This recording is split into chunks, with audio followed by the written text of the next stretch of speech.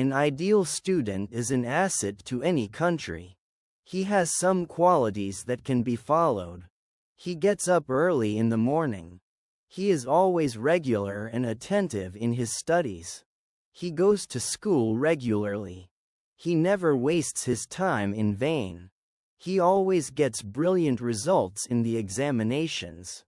He does not memorize anything without understanding. He makes his notes. He takes regular physical exercise to keep in good health. He is a boy of good manners and character.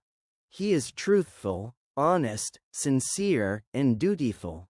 He respects his parents, teachers, and other superiors politely.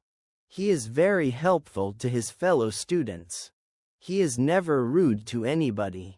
He is a student of high thinking and plain living. He is an example for others to follow.